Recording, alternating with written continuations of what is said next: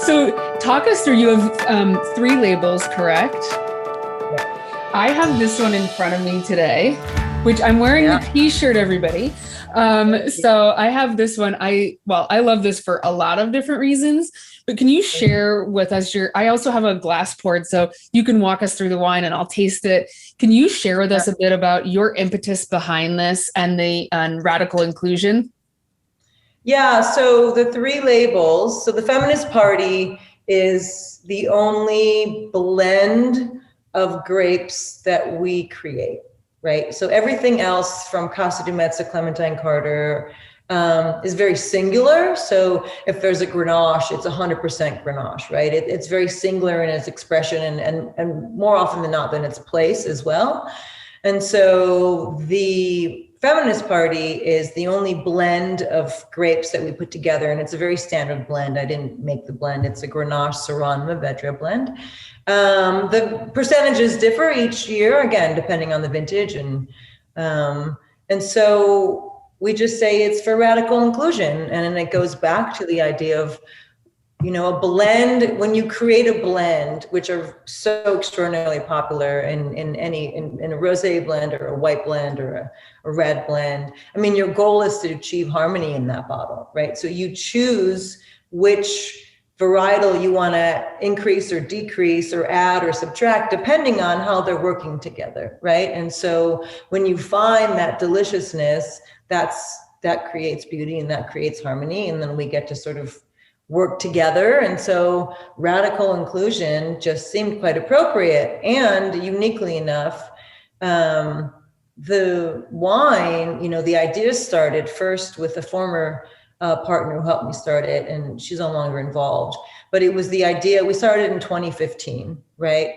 And so by the time we started our first vintage in 2016, it was released in 2017, sort of right at the height of #MeToo and Time's Up, and people were vocalizing things. And so the timing was sort of serendipitous, I guess, but it wasn't a reaction to.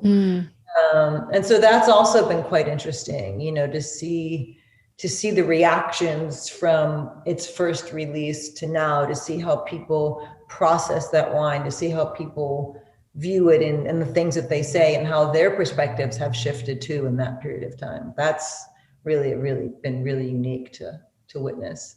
Would you mind just walking people through what I have in my glass? I know we talked about the brands before, but just what would people get if they're tasting this gorgeous GSM blend? Yeah, so it's pretty much 50-50 Mourvedre and Grenache. So Mourvedre has, I guess 40-40 and then 20 is Syrah. But, Grenache has a really lightness of being. It's a really sort of fruit, sort of uplifted taste. The Mourvedre has a little more weight to it. It's a little fuller, it's a little plusher. And it's funny, we always talk about these wine flavors and characteristics, but when you see vines growing in the vineyard and then you sort of taste the fruit that is revealed from that process, they align really well. And so when you see the structure of these grapes, I mean, then you can sort of imagine that. And then Syrah is just this sort of binder. It's this elongated cluster. It's very earthy. It has this great sort of backbone. And so everything just kind of forms really well together. And so to me, I always kind of try and shy away from tasting flavors because we all taste so differently, and what did you just do? What did you just eat? Did you just have a strawberry pie? Did you have pizza? Did you have water? Did you just brush your teeth? Right? How do you feel? Did you get in a fight? Are you like super happy? I mean, all of those things impact how we taste. And so for me, I just hope it's delicious to you, right? Like it should taste delicious. It is right? Delicious. And I think all of our people, our allies who think like us and who want to support you need to go out and like have this at every dinner party for sure, because I know people are going to be having dinner parties soon. So definitely they need to go out and get this from you. I love it. I adore the label, and I adore the messaging behind it and the wine itself. So thank you for creating it. Two more quick questions for you. Are there any up and coming winemakers, distillers, brewers, chefs, anybody you're super excited about that people should go out and also check out and support? Yeah, I mean, there's a lot, I mean, gosh, up and coming, there's a lot of really beautiful wine makers, women in particular, who are working in other wineries. So, Peak Ranch is absolutely beautiful, and the winemaker there is Wynn Solomon. And then there's like really amazing standards that people sort of forget about. So maybe not, he's definitely been here forever, but Fred Brander probably makes the most gorgeous Sauvignon Blanc in the world, and or for definitely in Santa Barbara.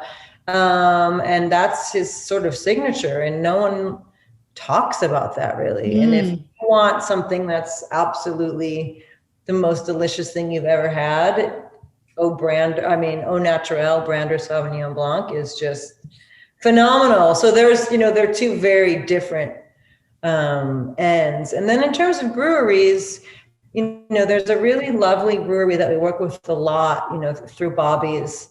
It's called There Does Not Exist, and they're in San Luis Obispo, and they're about 1.5 years old. And I can't say that he's up and coming, but his brewery definitely is, and it's been a work in progress. And they're just extraordinarily lovely people in our area. And I mean, that's really how I connect and move forward with is people that are good, right? That's the most meaningful to me.